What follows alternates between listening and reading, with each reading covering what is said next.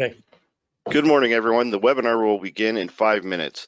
While waiting, I do encourage you to download the handout that is available under the Handouts tab on the control panel. While we wait for the webinar to begin, we have Ned Parks on the line. Ned, you've been very involved in helping our center convert all of our programs to a virtual setting, and you have delivered quite a bit of virtual training. That's one reason why we feel today's topic is timely and relevant.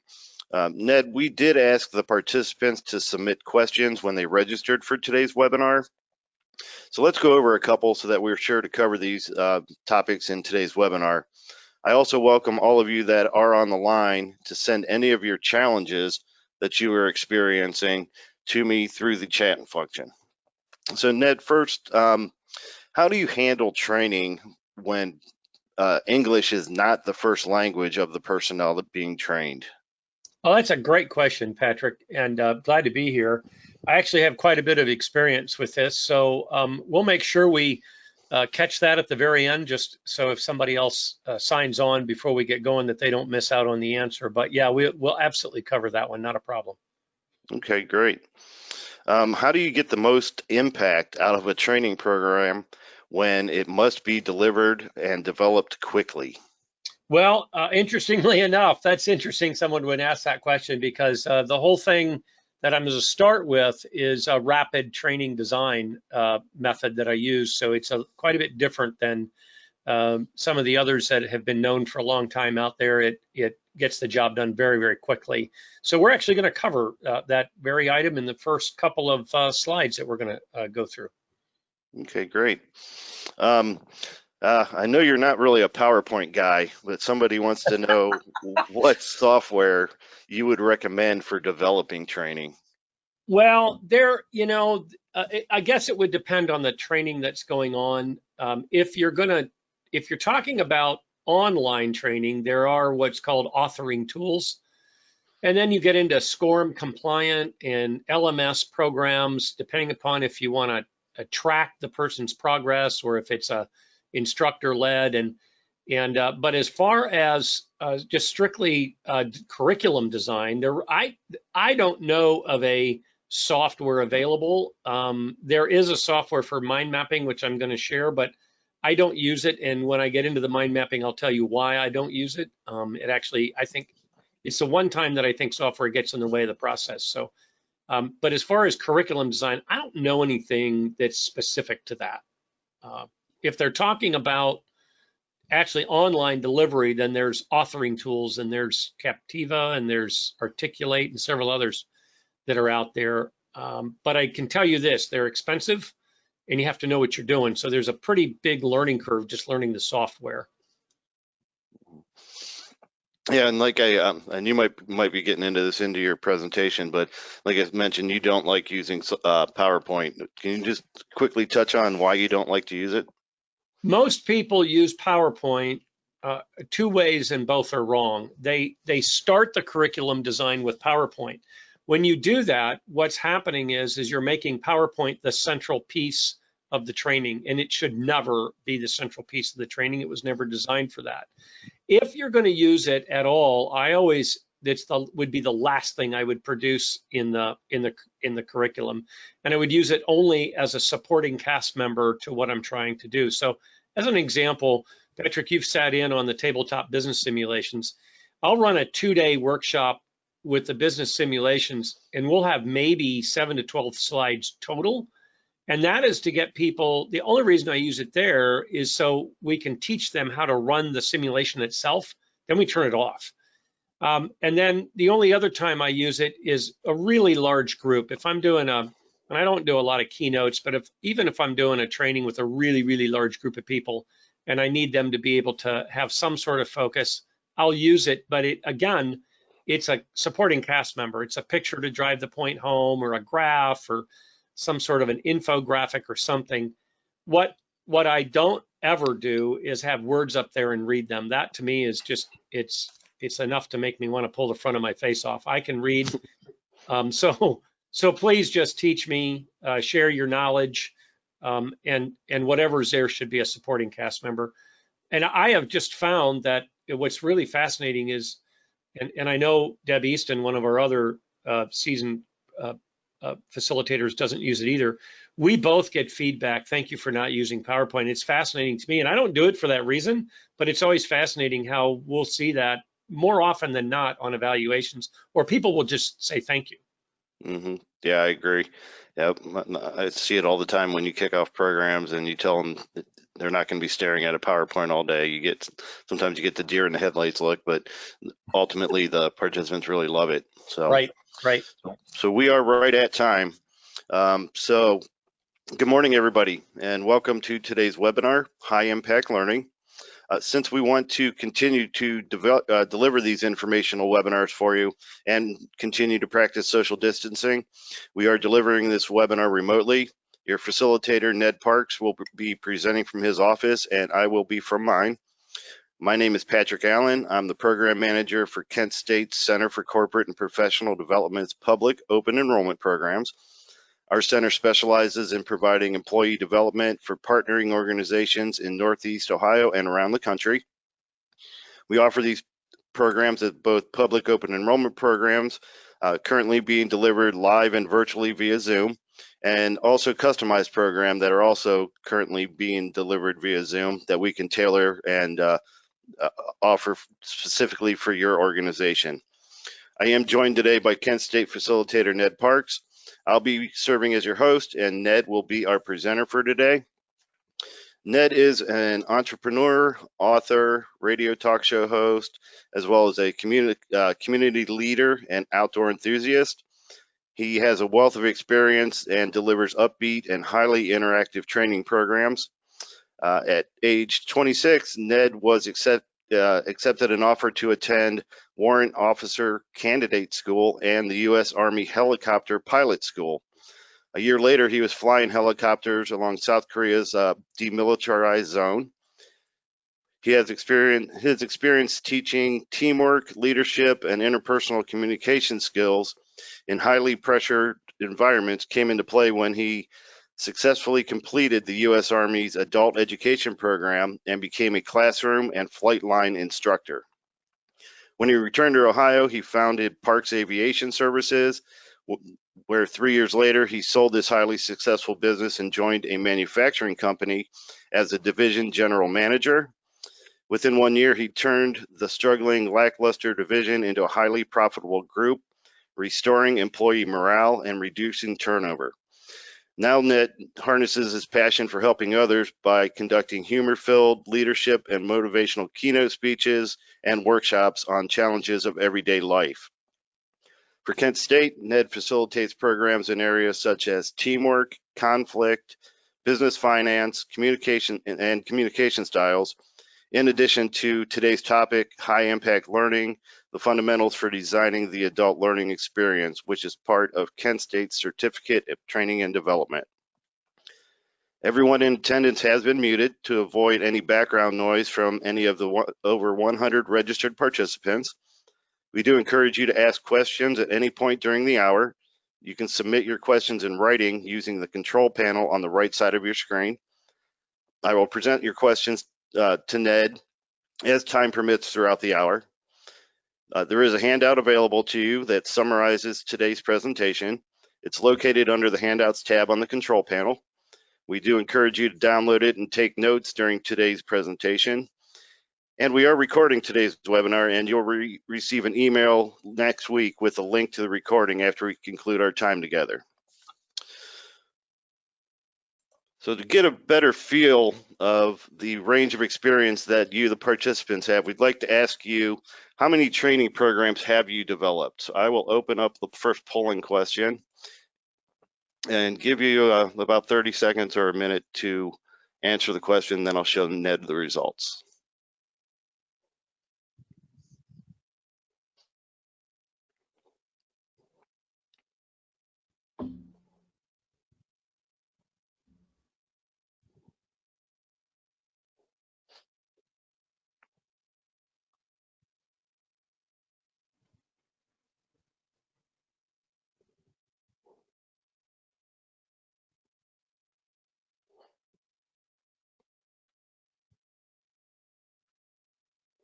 Okay, just a few more seconds. It looks like just about everybody has voted.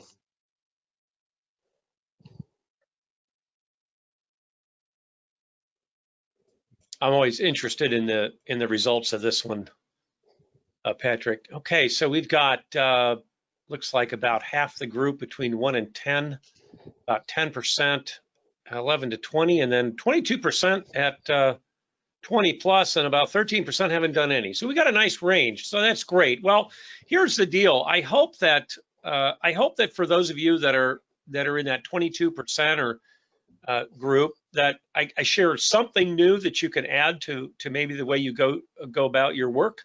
And to those of you that are on the lower end of the spectrum, and maybe every time you think about this, you kind of shake in your boots, that will kind of give you a new way to go. So awesome. Thank you. Very good. Okay. I'm going to take it away, Patrick, and kind of tell you the three things we're going to discuss in the next hour. The first one we're going to talk about is what I call rapid training development. And what we're going to cover there is there are a lot of different, if you hire a curriculum designer, or if you're experienced at that, you've got your own process that you go about. And if it's working for you, I don't want you to stop using it, for crying out loud. But sometimes either you're not a seasoned curriculum designer, and or you're tossed something over the fence and you have to do it in a really short amount of time. And the other thing I'll tell you is a lot of the curriculum design concepts, I guess I'll call them, or processes, are fairly large and sometimes I find them to be a little bit overkill for depending upon what you're doing. So very possibly, even if you're using one of those and it's working really well, you'll have instances where this training design process is going to be very, very helpful for you. So we're going to cover the first thing is the kind of my approach of rapid training development. The second thing we're going to talk about is going to be activity assignment. And what I mean by that is, I know that I'm going to teach X, how do I teach it? And that oftentimes is something that I don't think a lot of us, or a lot of people, think about when they teach something. So and it kind of goes back to one of the questions, Patrick, you asked me earlier about PowerPoint. If I design my training with PowerPoint, then guess what activity I'm going to use for every single objective? PowerPoint, because that's what I've used. So sometimes I'll look at something and go, you know what, a picture or a graph, maybe getting something up on the screen is the best way to go about this, and that's when that comes in. So we're going to talk a little bit about activity assignment for the objective or the topic or the item that we want to teach. And then the third thing we're going to talk about is some tips and tricks of virtual delivery, because basically that's what everybody's doing now. And I don't have big secrets about the future, but I suspect that we'll probably be doing it in large quantity for probably the next year. And then I think hopefully we'll get back to a normal where we'll be back to doing what we were doing. But even at that, I think this is a skill set all of us can utilize going forward, no matter how much we're doing it. So just some tips and tricks. This is not a totally virtual delivery, although the other two fit into that perfectly. So with that in mind, let's kind of dive right into the whole, piece about curriculum design. And one of the questions that always comes up is, why does it take so long? If you look at any of the big curriculum design houses or the conventional wisdom, you'll frequently see a number, or a number close to this anyway, of like what we call 25 to 1. So for every 1 hour of delivery, I have 25 hours of curriculum design. And you might say that's ridiculous, it doesn't take that long. And depending upon what you're talking about, you would be 100% right. If you were designing something that you know a lot about, that's gonna shrink dramatically. If you're teaching something you don't know anything about, that number is probably not far off from being accurate.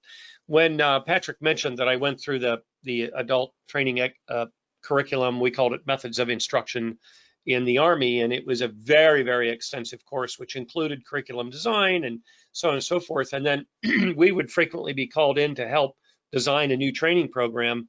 And that number is actually pretty accurate if it's something you don't know anything about. I remember I got pulled into about a 4-week project designing a training program around a new device that was going to get bolted onto the helicopter, and none of us knew anything about it. It was brand new technology, and I would tell you it was probably pretty close to 25 to 1 of design time to 1 hour of training. So that number is not far off. The other problem we get into with curriculum design and training design is we get into a real morass, I'll call it, of needs assessments. And we tend to do these really extensive needs assessments. And I'm of the opinion, and certainly there may be some seasoned people on here who've had different experiences than I have. And if you've had a different experience that has been successful, but I'm glad for you. But I will tell you, normally what I see is some sort of one of two things happen. An electronic survey goes out and we get a morass of data back, and then we don't know what to do with it.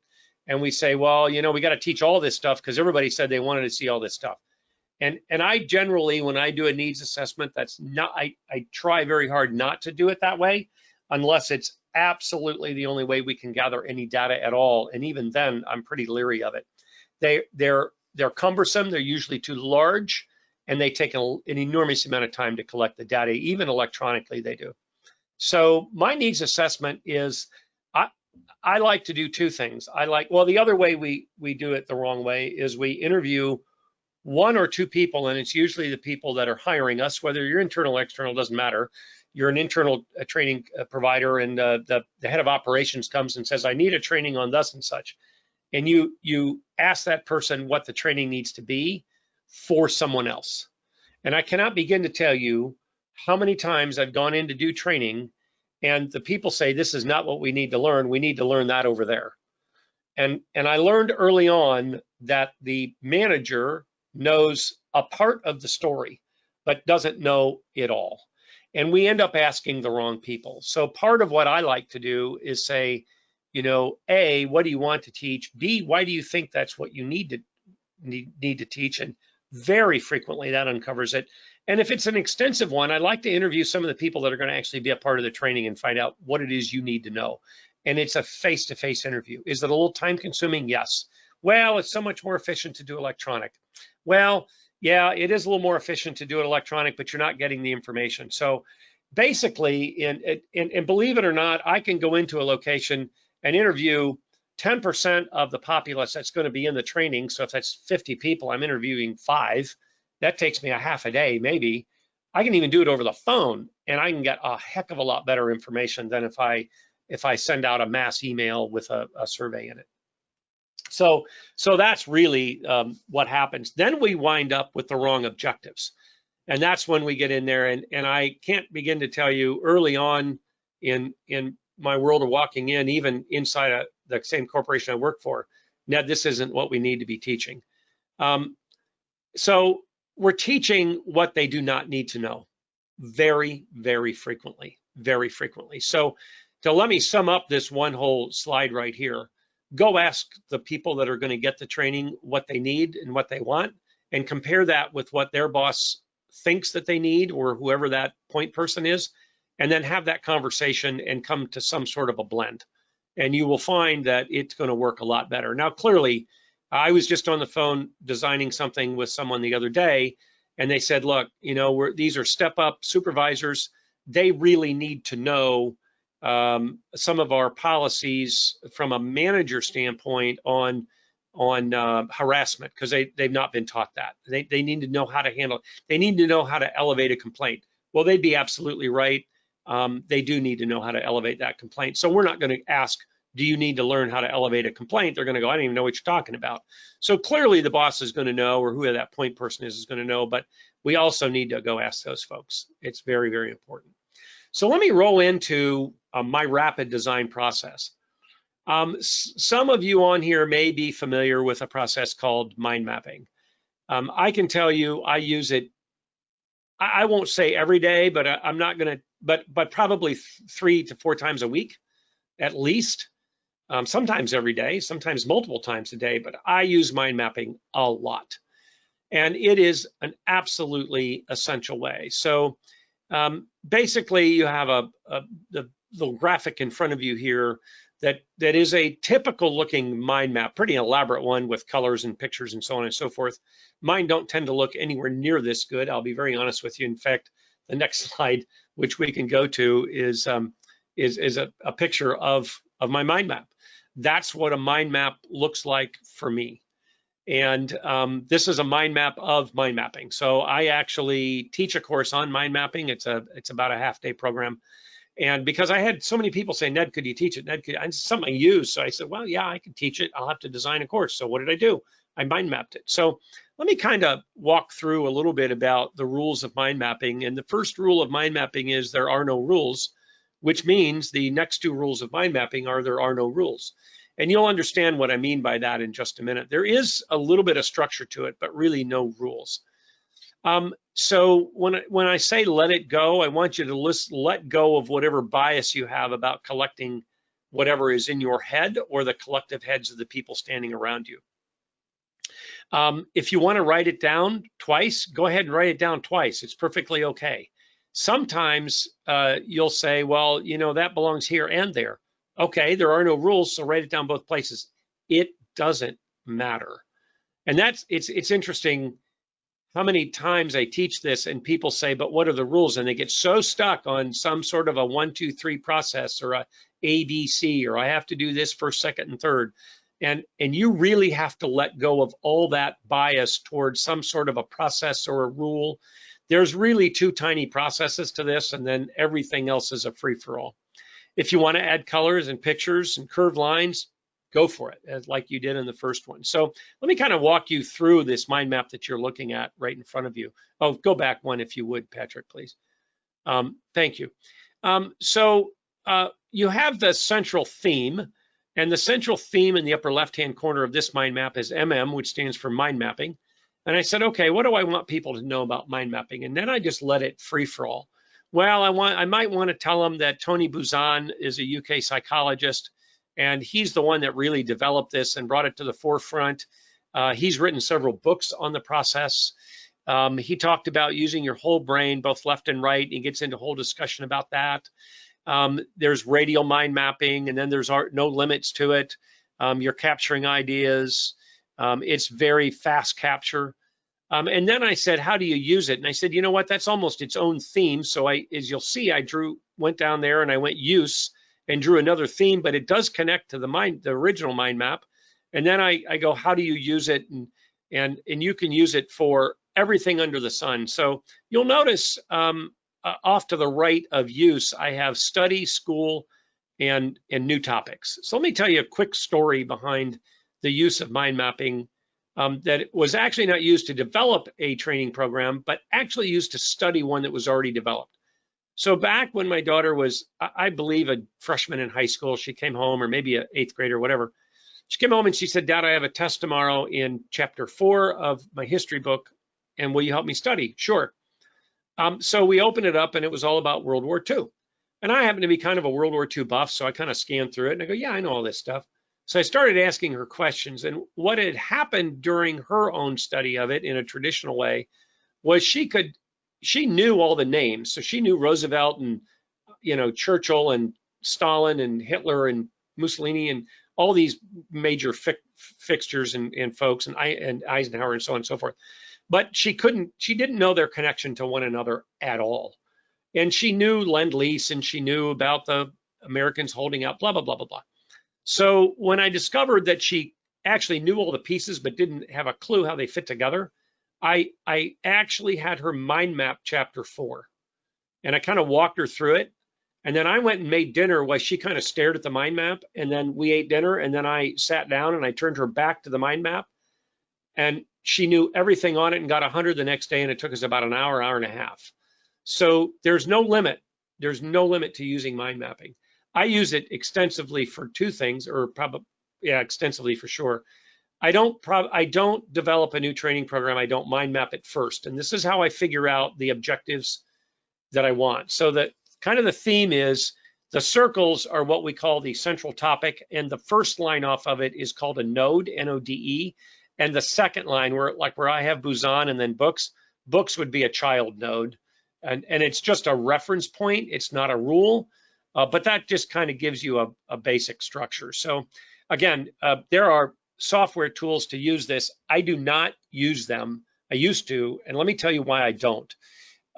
I find that when I'm doing something like this, I'll have a flurry of activity and I'll do it on a flip chart and then I'll put it up in my office. And then 2 days later, I'll walk in and I'll just stare at it for a minute. I'll have another flurry of activity, or someone else will come in and look at it and say, what's that? Or I'll ask them for their input. And I can't do that when it's on a laptop or a computer. So I am pretty adamant about not using the mind mapping software. This is the one time I'll tell you, they're great. They work phenomenal for what they do, but they don't allow you to really use mind mapping to its fullest extent. So, and I'm a big fan of it. I'm always glad to talk about it. So let's move on to the next piece, and that's what I call activity assignment. So let's say that I'm developing a part of a training, and the part of the training is giving effective feedback. Maybe that's the entire training. Let's say I'm going to do a 2-hour block or a half-day block on a giving effective feedback. And one of those is to utilize a case study. And I'm a big lover of case studies and scenarios, and I think that they're slightly different, by the way. A scenario is a little bit different than a case study. I could probably talk about those two things for all day, but let's use case study for this one. So I might say, you know what, I'm going to use a case study where and my case studies tend to be anywhere from a half page to a full page, nothing more, because reading more than that, you'll find your learners get lost in the case study. It's too much. For most, and again, I'm talking in most single or dual day training, if you're dealing with a really big other project that you might have something longer, but generally speaking, we're talking pretty short time frame here. So my case studies are either a half a page to a full page, maybe a page and a half at the most. And I'll have them read it, and then I can say, okay, I'm going to use a case study and I'm going to connect that to a group discussion. And I'll either break them in a large group or smaller subgroups to kind of with some prompt questions. That may be the very best way to teach that. Or I might have them read the case study and then drop down and do a little bit of a lecture on it. And I might combine that with some structured note taking, where in the lecturette of the case study, there's some things I want them to fill out. So I'll start it and then they fill in that would be a fill in the blank. So that I'm looking at at least these four. You could use them separately. You can combine them together. So then I got a couple more here that I want to share with you and give you some other ideas. I love panel discussions, and outside experts can be an amazing use of it.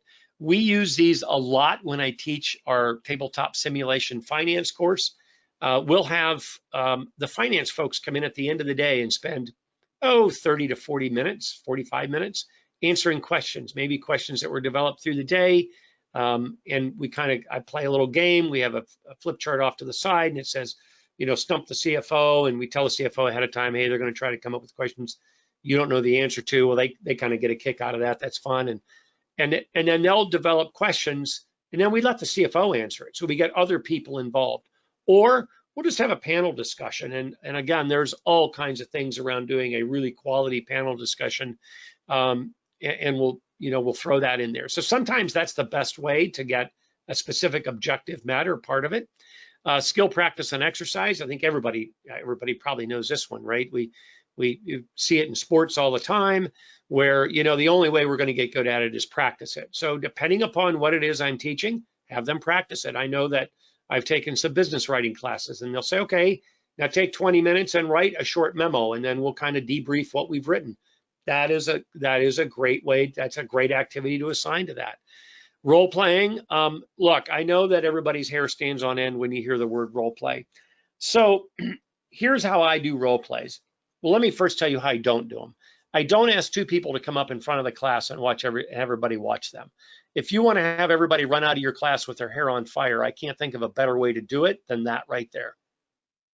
What I do for role plays oftentimes is I will develop a quick little scenario, and I will hand it to the two participants that are role playing with each other. And the scenarios usually have two paragraphs. So person A and person B, paragraph the first paragraph is identical, so they have the same context, but then kind of their assignment is unique to them and the other person doesn't know it. Then what I do is I develop a third piece of paper that is for the observer. The observer then sees the same information that the other two participants see, plus some things for them as the observer to look at. And I have them in a triad, and I have person A and person B kind of role play through this negotiation skill, or giving feedback, or critical conversation, or whatever it happens to be, it doesn't matter. And then when they're done, then the observer gives them feedback based upon the questions that only the observer has seen to look for and to talk about. And here's what I have found.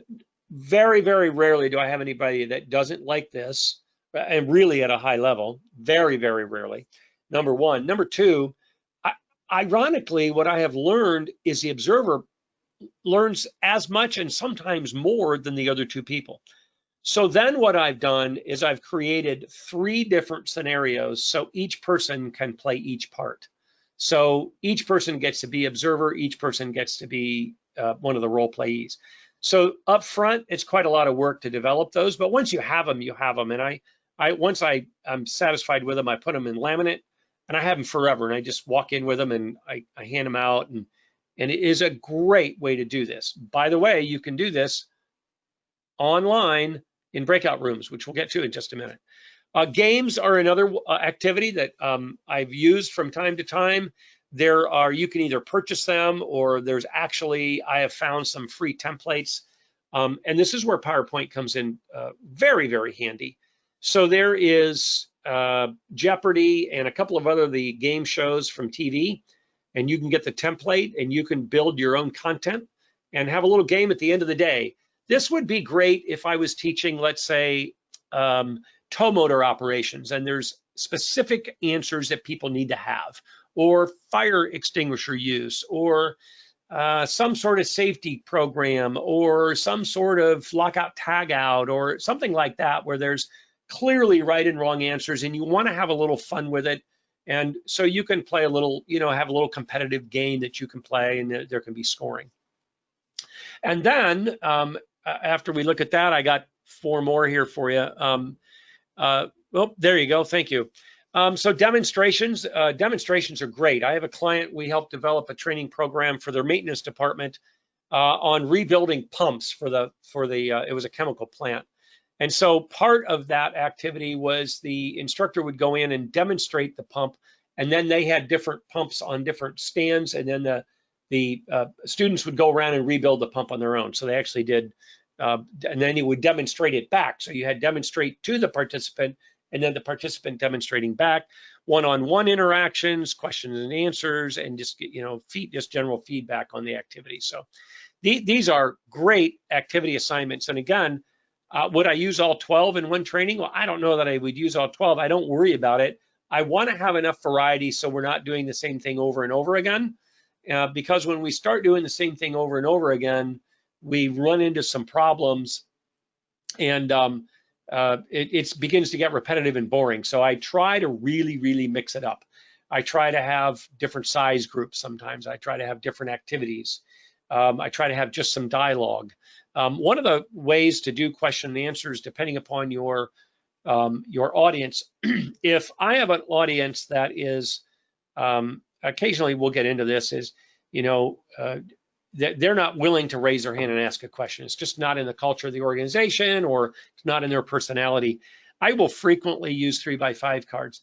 If you have a question you want asked, please write it on the 3x5 card. During breaks and whatnot, I'll come by and see if there's, just put them at the corner of the table and I'll take a look at it, or you can hand it to me. If you don't want to be the guy to raise your hand, that's fine.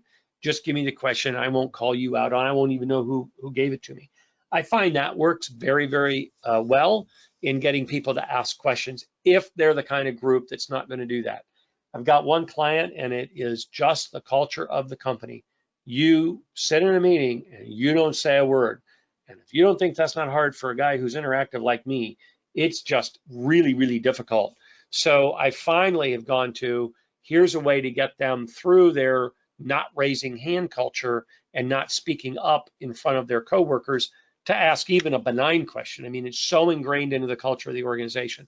So that has helped break that mold a little bit. The other thing that I don't do a lot, it's not that I'm against it, it's just I just don't like to overuse anything. I will sometimes, and I've done it with this group, I will take some really good prepackaged cookies in, and I'll say, you know, the first question gets a cookie, and the second question gets 2 cookies, you know, and I'll throw them through the room. And that has helped kind of thrown a little fun into it.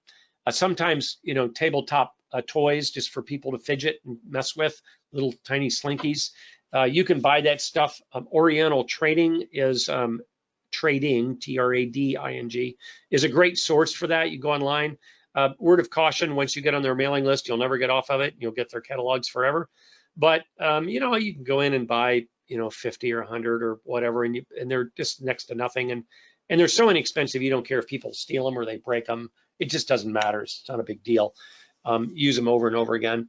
There's also tons of other ways to get interactive and to throw it out there. So there's what they call question balls, or like little soccer balls, and they have the different, you know, like the white and the dark, and you can write questions on them with a Sharpie, and what their left thumb is touching or closest to is the question that they ask or the item they talk about. There's a lot of different ways to get this group engaged and talking in the room, and there's really no end. I have 12 activities here. There's probably 100 different activities that you can use, and I really like those the best.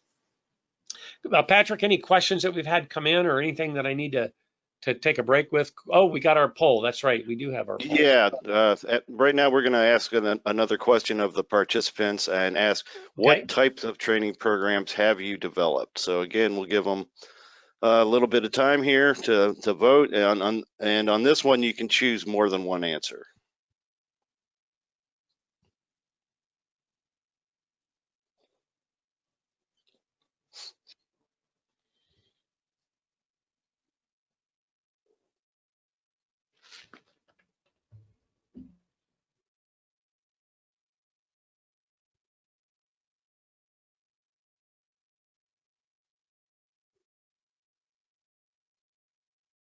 Okay, just a few more seconds. It looks like the majority have voted.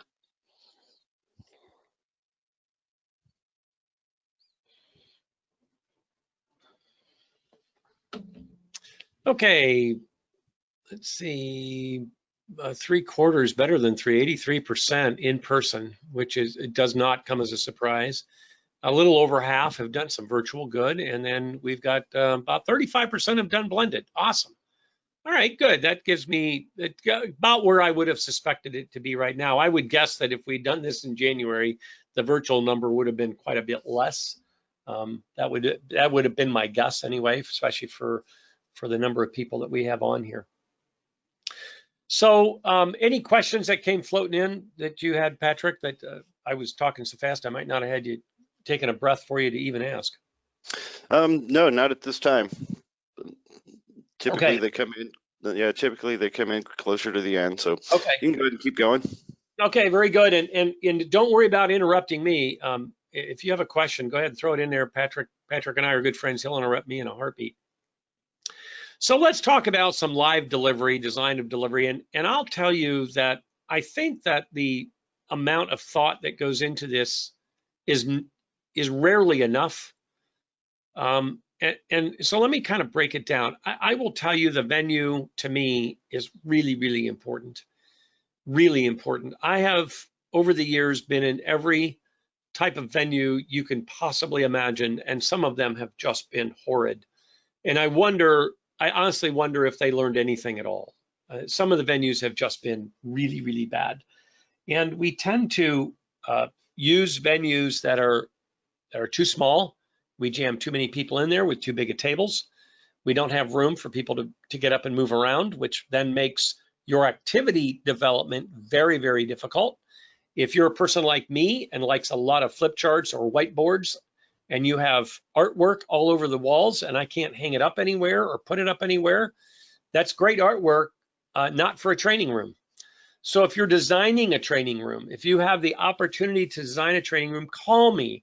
I'm glad to spend 30 or 40 minutes on the phone with you and the design team and give you some of the nightmares I've been through and some things to think about. Everything from the lighting, nobody consulted with splitting up the lighting in the ceiling to be able to manage the lighting, so you can't see what's going on the screen if you're using one, or on, as we have here, the TV monitor or whatever.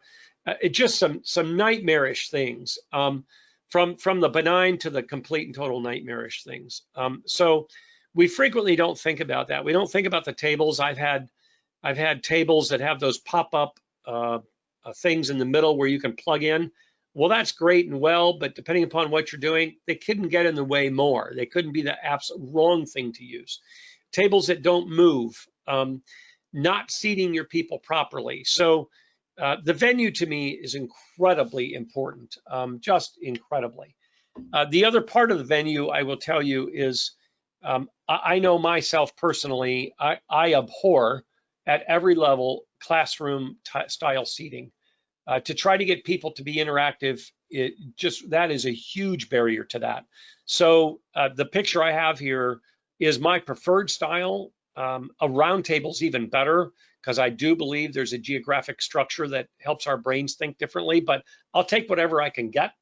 If I don't have round tables, I'll take those. If I can't get round tables, then let's take these tables and split them up and get people to really sit around a table, whether it's round or not, and have conversations, and have them in pre-designed groups of at least people. Which leads me to another question that I get frequently, probably almost every training we do. Does it matter who sits with who? And I have two answers to that. And some of you are gonna laugh when I say it, yes and no. You're gonna say, well, Ned, what are you talking about? Generally speaking, from my perspective, most of the time, it doesn't matter. I don't really care. From your perspective, if you're trying to achieve a certain objective, that should be the answer to the question. So I'll give you a great example. We teach a tabletop simulation on supply chain. And I will tell you, it matters greatly who sits at the table, not by name, but by position. That simulation works much better when I have production, supply chain, finance, and sales at the same table. Then the conversations and the learning that goes on during that is way higher. So from that aspect, it makes a big difference in that particular situation. In some programs, it doesn't make any difference at all. Now, let's get down to sitting Joe with Mary and Sue with Bob, or whatever, by actual person. Again, I don't know the personalities. If you've got two people that hate each other, maybe putting them at the table is the wrong thing. Maybe it's the right thing. So have that conversation with me, or whoever your training provider is, or internal, external, it doesn't matter, but be thoughtful about it. Let's think it through. Let's understand, will it be an advantage or a disadvantage to those two sitting at the same table? And what is the advantage and what is the disadvantage? So I'm pretty adamant about that. Oftentimes you will get the following advice from me. And that is, unless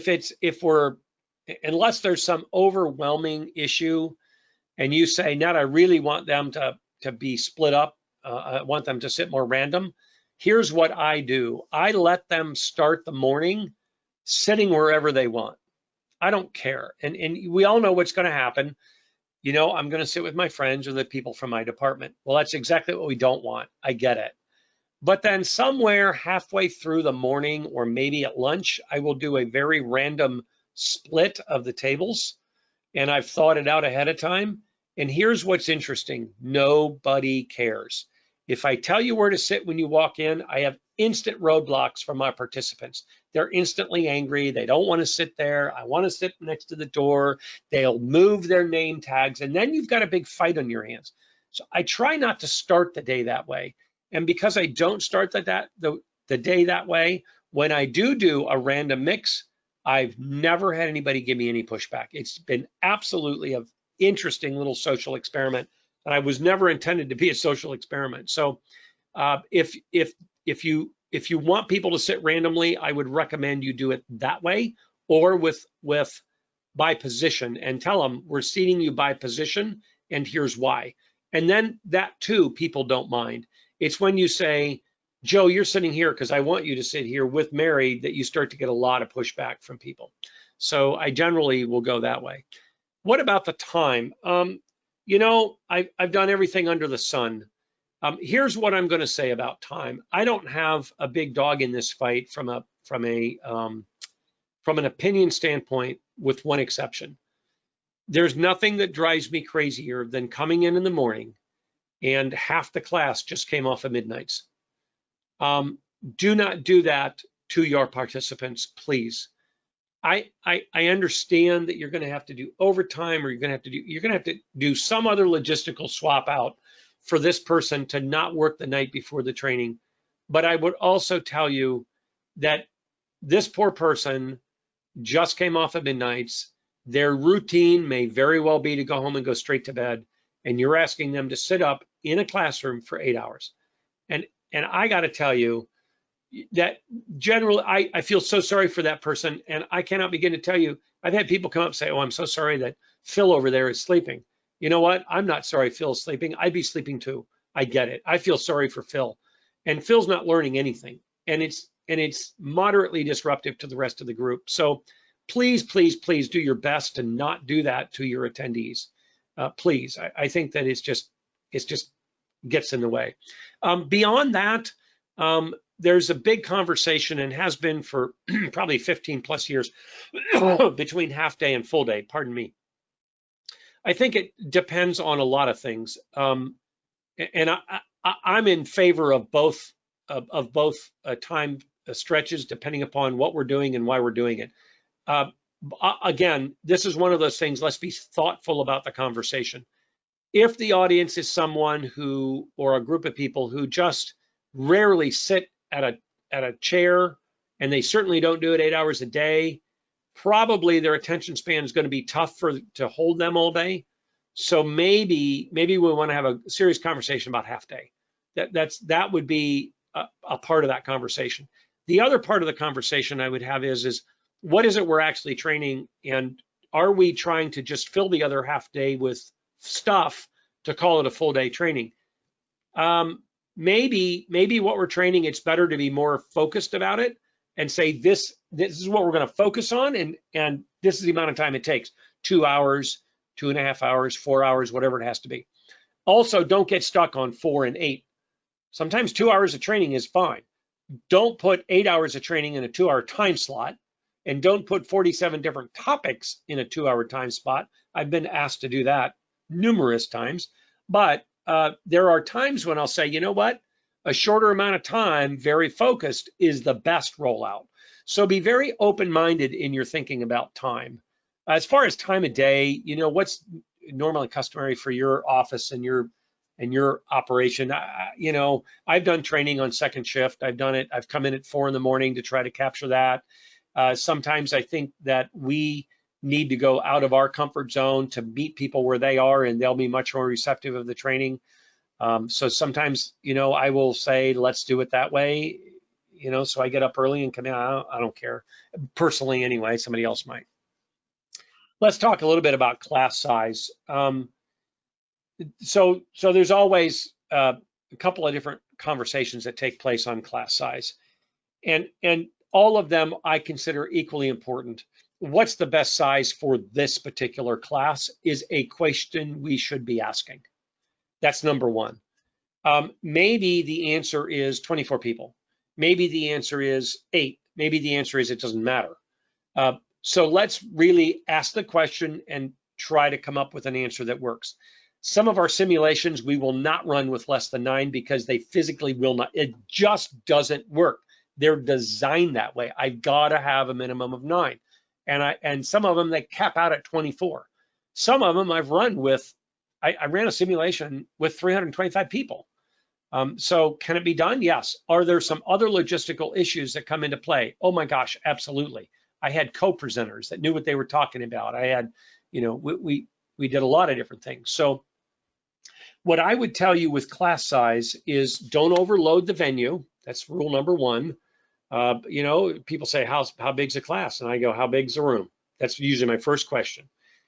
The other part that I get a lot of, and frankly, this should be the smallest question, is, well, I put more people in here. I get more bang for my buck from a financial standpoint. Well, yeah, maybe.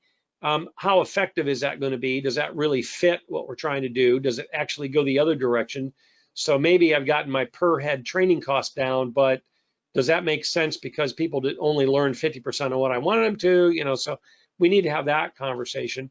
The other thing I've had clients tell me, and this was a great awakening for me years and years ago, and I always ask it, should anybody else be in the room? And sometimes they shouldn't. Maybe I'm working with a group of 6 to 12 people and the topic is touchy and this group doesn't get along very well and we're doing conflict resolution and I'm going to turn this into a little bit of a facilitation and less of a training. You know what? Somebody from another department should not be there. The smaller group is the better. So what I will tell you is have a serious conversation about class size and ask it from a lot of different perspectives. And again, I'm always willing to help you muddle through some of these questions, whether we're involved in training or not. We're just glad to do it because we want you to have really successful training, even if it's something you're doing internally and you say, man, I want to ask Ned about class size. Well, let's have the conversation. 15 minutes on the phone, I'm more than welcome to do that.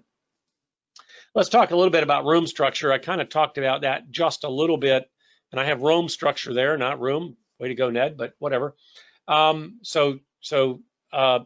I talked a little bit about the room structure, and let me talk about it just again.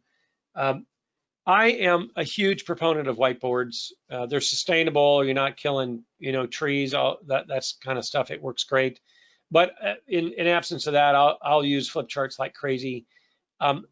Again, I want wall space, or I want flip charts, or some sort of a whiteboard on rollers. I've used those a lot because I love to get people on their feet.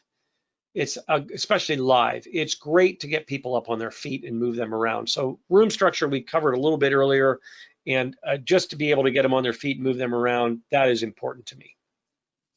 All right, so now let's move on to this great topic that all of us are in right now, which is some tips and tricks of virtual delivery. So a couple of things I will tell you. Let me start with the internal side, and that's how you're set up. Do yourself a favor, spend a little bit of money and buy a decent microphone. And when I say a little bit of money, I'm using on a boom mic, studio quality microphone. I've got one of those little screens in front of it that keep out, some of the hissing and the popping and whatever that they do. And it's on a boom, so I can, in fact, the lower left-hand corner, that's where I'm sitting right now. That's where I'm sitting, and you'll see that microphone on that boom mic. I bought that as a whole kit, and it was $120. So you're not talking big money here. That's the important thing. The light that you're looking at, so that's the audio piece. Please buy yourself decent audio. Don't use the microphone that's built into your laptop or into your desktop, or even sometimes built into your webcam if you're using a webcam.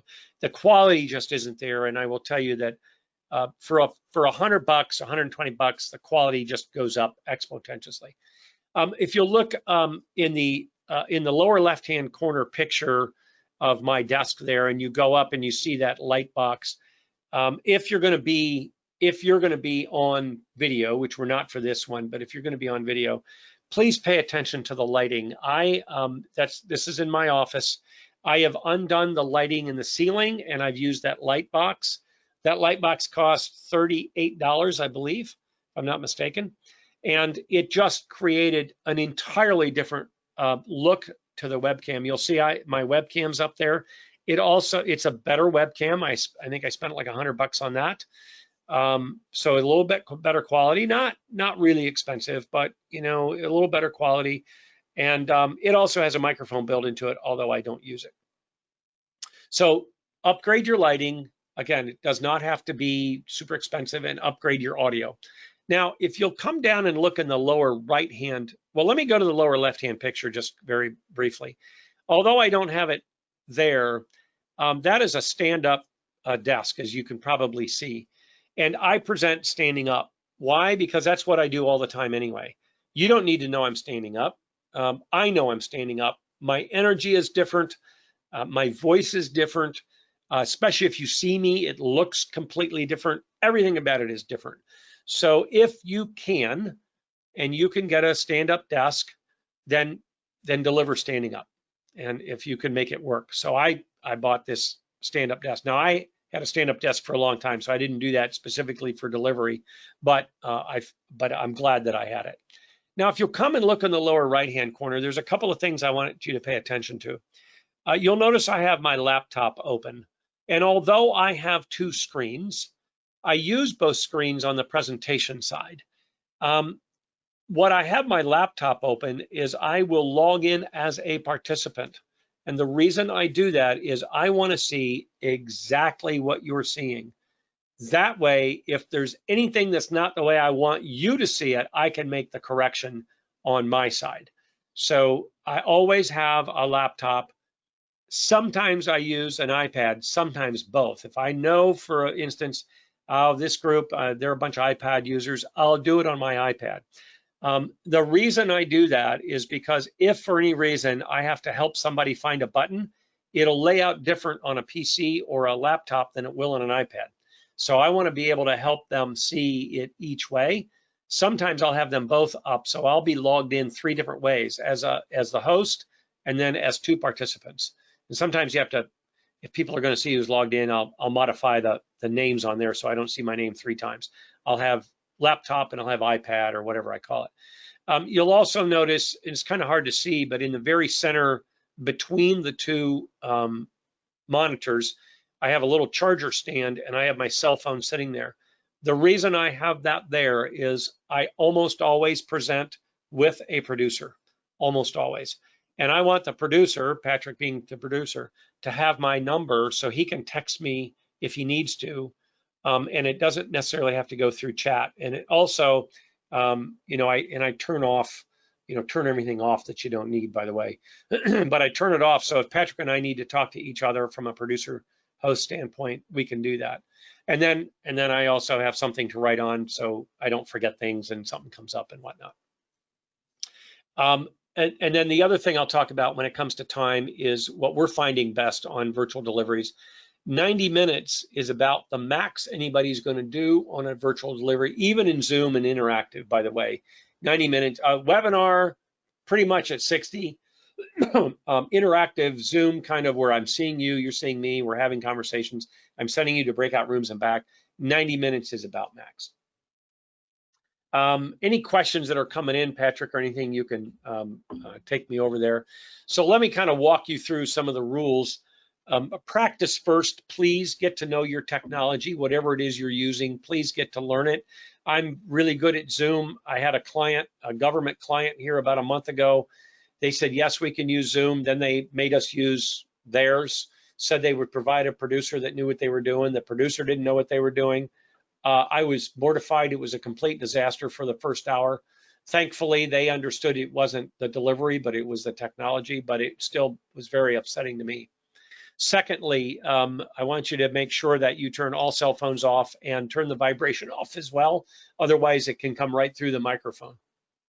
Third, close all windows on your computer. So close everything that's going to get in your way.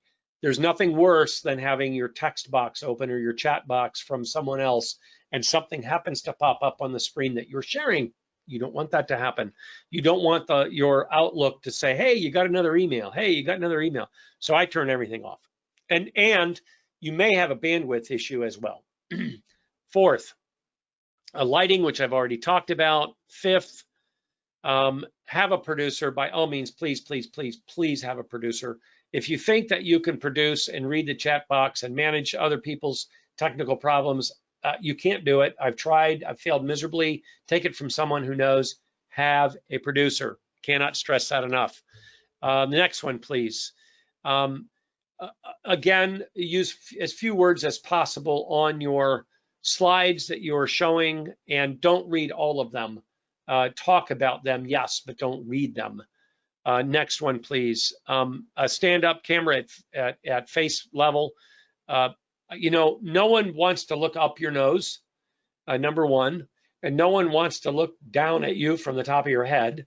And then last but not least, some cameras are actually on laptops anyway, are at the keyboard level. So when you go to type, I'm seeing your fingers. So get yourself a separate camera and get them set up and really go on and say, what does this look like? Think about the background. You know, if I were to turn mine on, I've got bookshelves behind me, but I have it set up and I've really cleaned it up and I make sure I know what's in the background. And I spent special time thinking about that. And then I also have on the door to my office, I have one of those on air, like, you know, I just took a picture, the on air picture. Everybody knows in the office, oh, Ned's producing or Ned's on air, he's presenting. Don't open the door and come in and say, hey, Ned, this is what I need. So I have it on the door. Everybody knows, you know, keep it off. And I'll even put the time on there. So they go, oh, I need to talk to Ned, but, you know, he'll be done at 2:15 or whatever. And then I think that's it, 90-minute sessions. I talked about that. This is really important. It's not the same as live. You are going to have to rethink everything. You're going to have to rethink absolutely everything. So rethink it. Is it going to work virtually? And some things do and some things don't. And even the ones that do, you're going to have to do it a different way. And then questions, anything. I know before any questions that you have, the one question that got sent in ahead of time, I want to make sure I don't forget. What do you do when you're dealing with people that English is not their primary language? For about 6 years, I worked on a training contract for Costa Cruise Lines, an Italian cruise line. We actually went out on the cruises. It was terrible, just very difficult work. I'm being very sarcastic, as you can tell. And we taught the first line supervisors and the senior leadership on board the ship.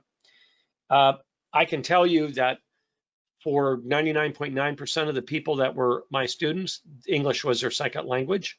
I will also tell you, they hire people from 56 different countries. So not only was English their second language, frequently I had 12 different languages or 8 different languages in the room. This is what we did for that. I would highly recommend, depending upon what you're doing and how you're doing it. And again, this is one, if you want to talk to me on the phone, I'm more than welcome to get on and give you my experience and help you kind of think through this. I'd be glad to do it. Here's what we did. We produced 2 workbooks. You might only have to produce one, I don't know, but this is what we did. We produced 3 workbooks. In each workbook, it was either Italian or Spanish. So when you would open it up, there was, as an example, 2 page 7s. Page 7 on the right was English, and on the left, it was identical to that, except it was either in Italian or in Spanish. The reason we picked those 2 languages is because it was A, an Italian cruise line, and B, what we discovered was people's other second languages are frequently Spanish, and Spanish and Italian are both Romantic languages. They're very close to each other. And so our Spanish speakers could sit there and see the English and then see the Spanish for their own translation. And then we also did some testing and some other things. We did some very different things in there. Again, for whoever asked that question, if you would like to talk to me, get a hold of Patrick. He'll put you in touch. I'm glad to get on a conference call and help you talk through it. So Patrick, I think we're almost to the top of the hour. Yeah. And, if there's anything else, I'll be glad to address it. Well, it's kind of a ironic question. One came in and says, isn't it very important to end on time? It's my cardinal rule, by the way, and we're right at that right now, 11:59. Yep. So that does conclude our time together. We want to be respectful of your time. I just want to let you know that we can bring all of our programs to your organization and tailor them to fit your needs. And if you would like to learn more about today's topic, I encourage you to register for some of our upcoming programs in the Certificate of Training and Development. We have Each One Teach One coming up in 4 dates in October, and Ned's High Impact Learning Program on October 20th and 21st. They are being delivered virtually via Zoom, and you can register at the website listed on your screen, www.kent.edu/your-training-partner. And you can also contact us at the phone number on your screen, 330-672-3416, or at your training partner at kent.edu. You can join our extensive list of clients and bring Kent State to your organization. We also encourage you to register for our next webinar, which will be in October, on October 16th, on building an organizational culture with Kent State facilitator Alberto Arroyo. Registration will be opening soon, and you can register at that link right there on your website. For those attending live, you will be asked to complete a short survey. Please complete this survey so that we can be assured that we are bringing you the most usable and relevant content possible. You will also receive a follow-up email early next week with a link to view a recording of today's webinar. So on behalf of Kent State's Center for Corporate and Professional Development and our facilitator, Ned Parks, thank you very much for joining us today. Have a great weekend and stay safe. Thanks, everyone. Glad you're here.